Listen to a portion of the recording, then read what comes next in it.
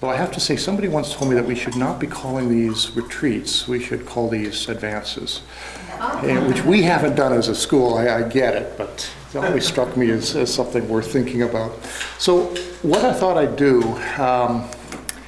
is to talk a little bit about the School of Medicine's 5-year plan that Brenda alluded to. And in this plan, and I think you guys were all involved, there was a ton of involvement in establishing this plan. But a couple really, at least to me, interesting observations came about as we went through this. First of all, what we said as our vision was the original vision that the school has had for 5 years before, creating the future of health, still made perfect sense from all the ways that we looked at it. Creating the future of health is what we would like to believe the coming School of Medicine does.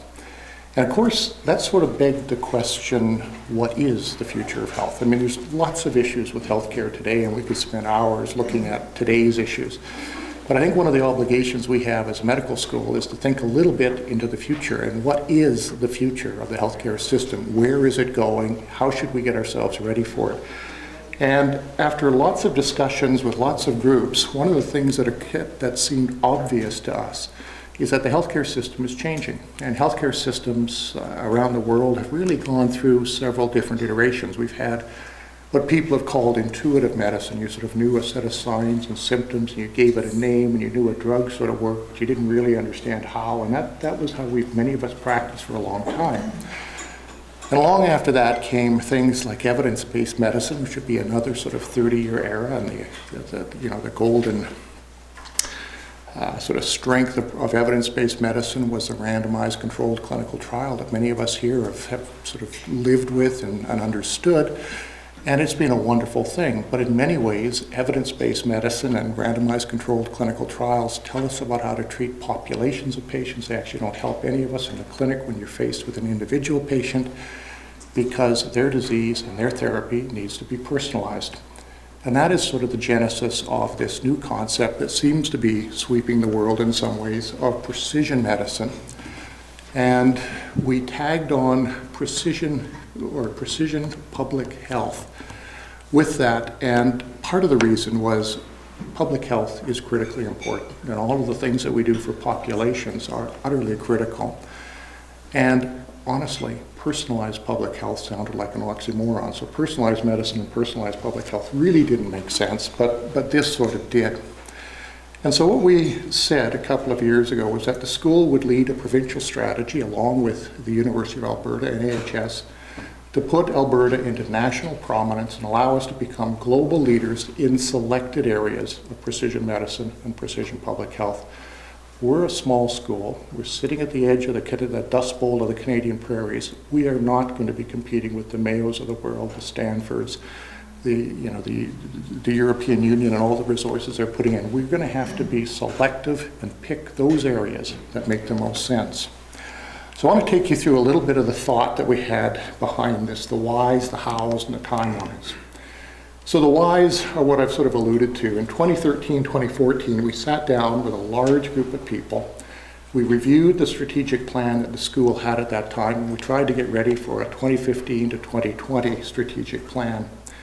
And one of the key messages that we heard as we went around, both people inside the school, people in other faculties, people in the community, and people in government, was that although there was lots of things that the school was doing very well, we didn't have a unifying theme around which to organize research investments or to embark on community engagement.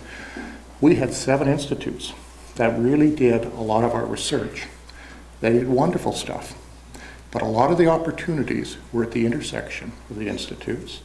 And in a lot of cases, some of the institutes didn't work well with others. We didn't play well in the sandbox, and so we thought a unifying theme made sense. And that theme emerged in early 2015 as precision medicine, and the reasons for it I've just sort of outlined there quickly. It is where medicine is going. It's not new. There's tons of countries around the world that have implemented and are looking at plans for precision medicines. It was identified in the Unleashing Innovation report by David Naylor as one of the few areas needing federal investment. It'll drive tons of economic diversification, and the most important thing is we actually have significant areas of strength in precision medicine. And that is something that we needed to invest in. So how are we going to do it? What we've worked at quite extensively is developing strategies at different levels within the school, across the university, and actually across the province. So in the school, what we say in our strategic plan is we're all about the 3 Ps. We're about people, platforms, partnerships. And that, in fact, is exactly how the plans that we have set up roll out. We have funding to put into this that come from the Cumming Medical Research Fund. This is the dollars that have been donated by Jeff Cumming. And in fact, what we have done is we've bankrolled 5 or 6 years worth of that funding to put together into a pool that we put into our priorities. And what we have said, after a lot of discussion, even though I just told you that our priorities are in order, people, platforms, and partnerships, we elected that the most important investment that we could make with our funds would actually be in platforms. And it'll emerge why, I think, later as I go through this, why I think this has been successful and it has enabled us to get the most important asset, which are people. And what we said is that there were 5 major platforms that we thought were really critical for the school. The first was precision imaging and image-guided therapies. The second was the microbiome. The third was genomics. And the last 2, clinical trials, and the most important thing that cuts across everything is informatics. And when we went through this, we said these were the platforms, these were the areas within the whole area of precision health that we could play and make a difference. We needed to invest in this, and that this would put the school on the map.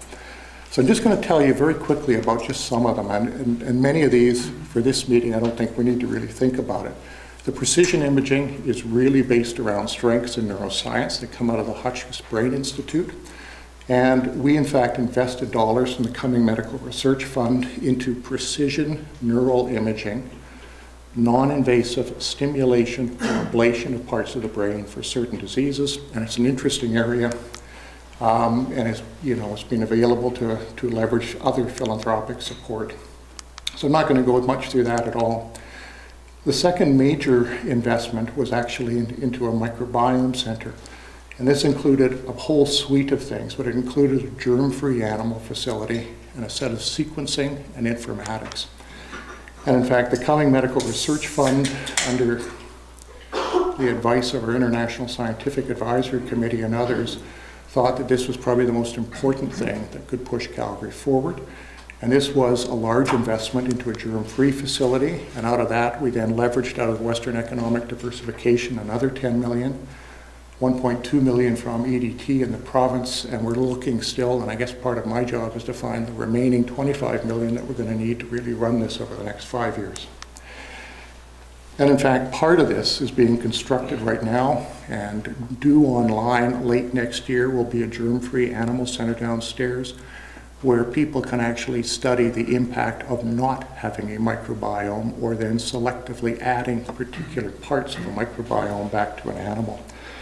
And the reason that it's important is that this probably plays a role, as all of you I think know, in diseases such as diabetes and obesity, asthma, a whole host of chronic inflammatory diseases, and probably a whole host of malignancies.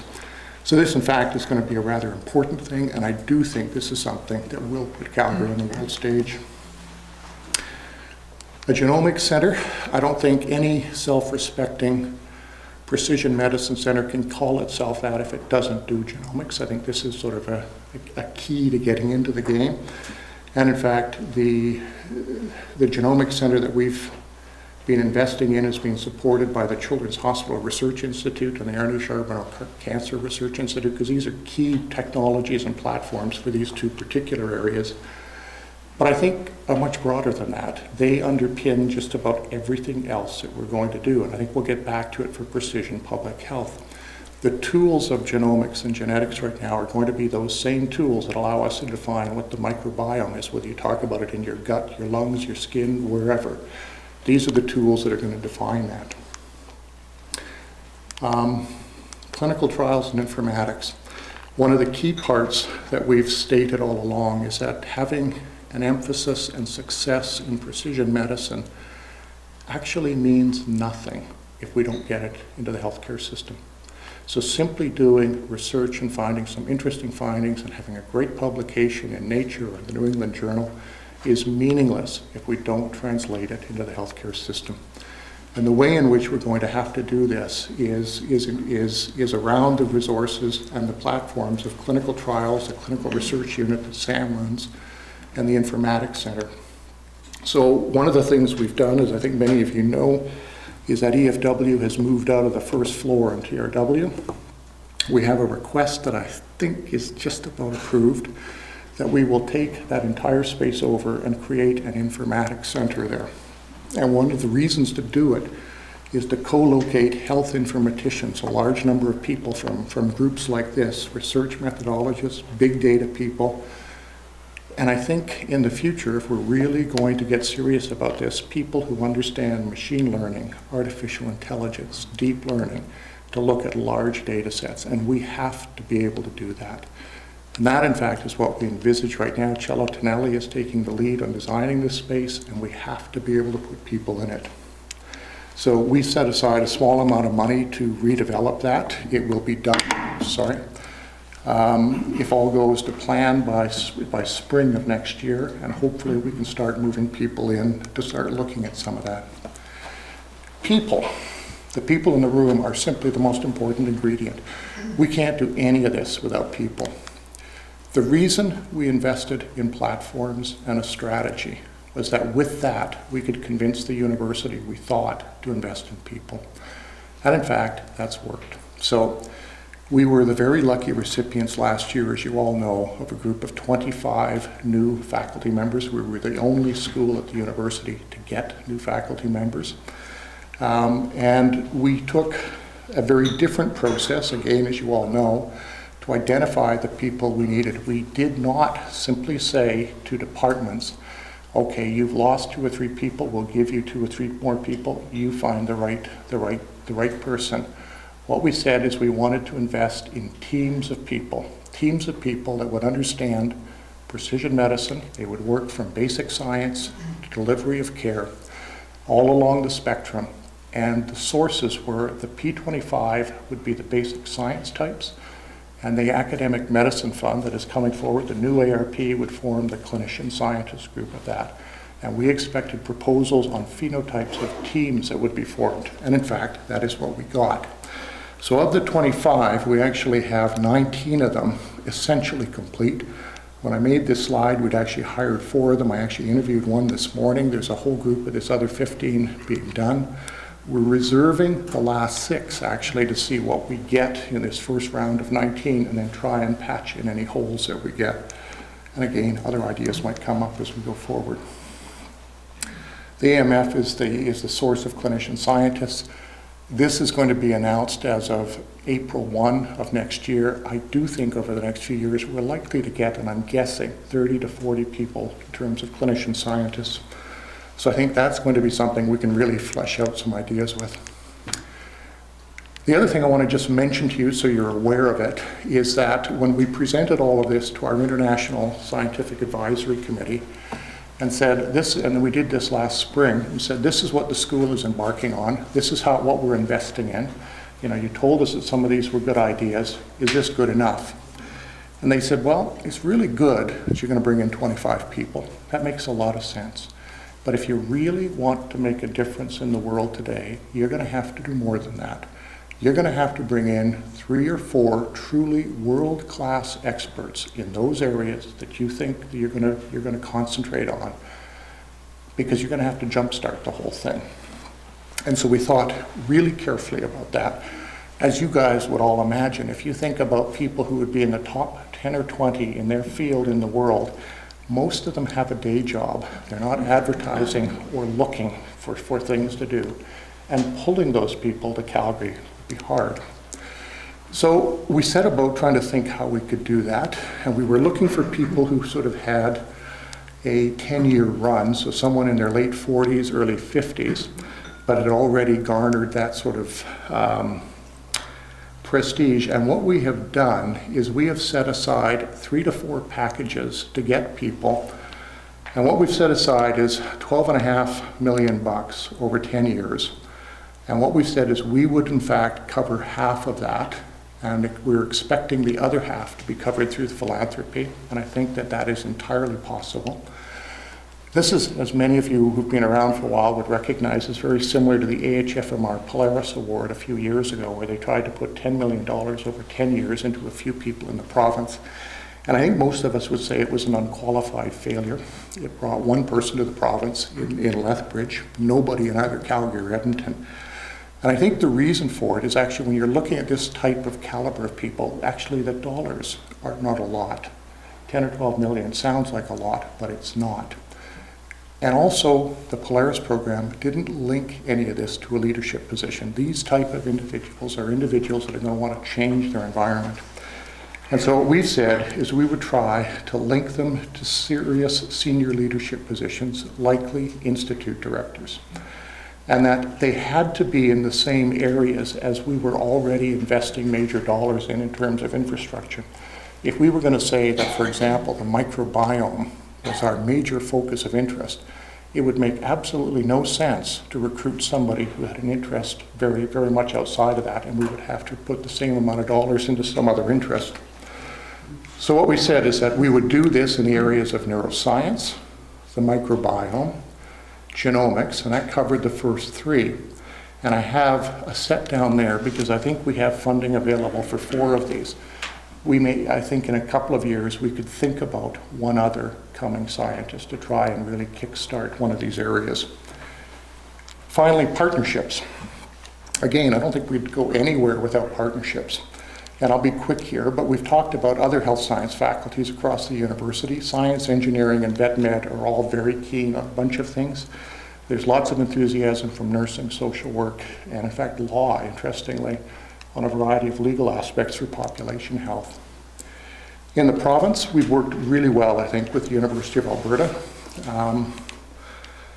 Perhaps because both Richard and I are gastroenterologists, have known each other for a long time, we sort of get along, we're sort of strange people that way, but we've actually worked really well. AHS has come on side and has done some really good things. And amongst all of us, what we have said is that we actually need a provincial plan and a provincial strategy for precision medicine and precision public health.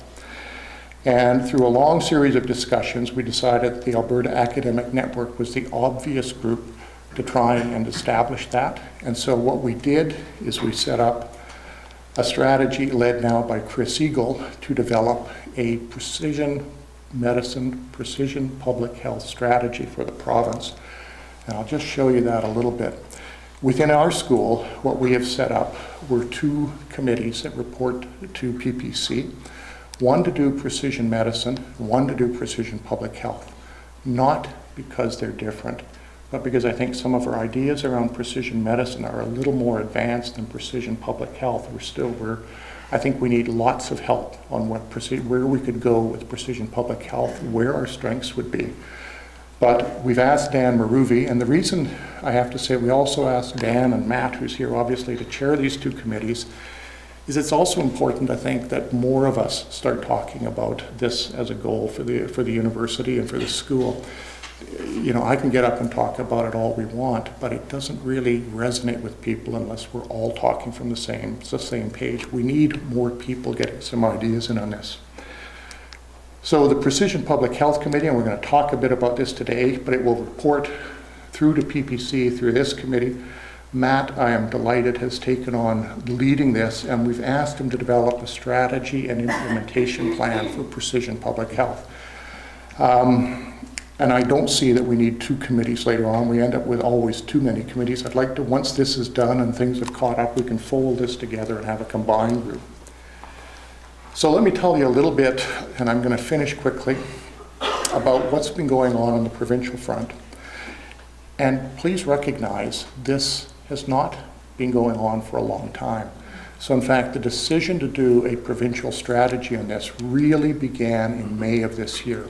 And in May of this year, I went up to Edmonton to co-chair a meeting with Richard Fedoruk on whether precision medicine made sense as a provincial strategy. We agreed that it did at the time with a whole group of people. And we decided in May of this year that the Academic Health Network was the obvious group to take this forward. And so what we did in June is we hired a new director of the Academic Health Network. We made a somewhat sneaky request to Chris Eagle to co-chair just a small committee with a small deliverable that would be by January of this year. I don't think Chris has forgiven me for this yet, actually, but yeah, he mentioned that at the retreat. And really starting in July until now, there's been a whole host of work by a whole group of members in this room, from the U of A, from AHS, on a whole host of meetings trying to establish this.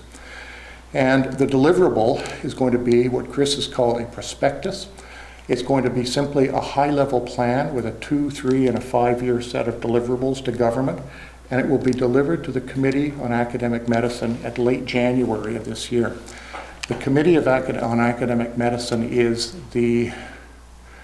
it's a weird government committee. Tom has been up to it many times in the past. It's some ways a committee looking for a reason to exist, but it's taken on a bit of a role in this area. The important thing is it is co-chaired by the 3 deputy ministers of health, education, and EDG.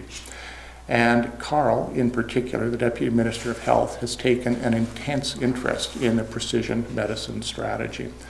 And in fact has said quite clearly that he will not accept any other documents on precision medicine or precision public health except from this committee. Interestingly, there have been a few documents that have gone his way as proposals, and Carl, true to his word, has passed these on to Chris for this committee to look at. So this committee is going to make a difference. So precision public health, you guys are the experts. I'm an interloper. This is not my field. I see you've got a paper by Curry here, and in fact this is the definition from Curry's paper on what he thought precision public health was. The reason we chose the word precision public health wasn't any obvious science. The genesis of it is that when we really thought that precision medicine was the way to go, I actually really worried about where public health would land. And there is this back and forth that all of us see in things like the New England Journal that talk about, well, precision medicine, what a waste of time. We all know that the things that save people's lives are changing the socioeconomic determinants of health. That's what we should be concentrating on. However, there is an alternative argument in place, and groups like the CDC have looked at this and sort of said, yes, precision public health makes sense. I actually was, interestingly, as we were defining precision medicine a couple of years ago, I had the opportunity, I was at a meeting in Toronto and went for dinner with David Naylor and said, wow, this is a great opportunity. I thought, I'll just ask David, what does he think about precision public health? And he actually said, it's a brilliant idea, you have to do this. And the very next day, he sent me a paper on what he thought he meant by precision public health. And what he meant in the paper was, in fact, I won't go through the whole song and dance about the paper, but it was a very interesting paper. But in essence, what it meant was the ability to precisely define populations so that you could intelligently prevent disease by public health methods. And it makes a lot of sense from that. I mean, yes, we know that smoking is bad for you. Smoking is going to give you lung cancer. If we quit smoking, we can reduce rates of lung cancer. We all know people and patients who've smoked for years and don't have lung cancer. So how can we more precisely identify and isolate the patients that we have to prevent disease? And I think actually this is one of the early wins of a precision medicine strategy. We look at the informatics and stuff that is available in this province. The things that we could do with precision public health really quite excite me. So one of the things that Chris's group has come up with was a couple of early insights. First, that they have a little vision that is sort of similar to what I've shown you, but they've also talked a little bit about what is the Alberta advantage. And one of the obvious things to them is that Alberta probably has the best health data in the world. Probably only Australia and New Zealand are even close. Alberta has amazing health data. The problem, of course, is that it's totally inaccessible to the vast majority of us. Changing a bit now, but this is obviously one of the things we need to work at. So I'm finishing here. This, in fact, is what Chris's group has done on the provincial strategy. Started in September, a whole series of meetings that finished a couple of weeks ago. There's now a lot of work preparing the prospectus. There's going to be a chance to bounce this off various groups around the province. By mid-December, it's going to be ready, and we're going to be ready to present this in January. One of the key things we need is a vision on precision public health. And I really hope this group can do it. So I'm done.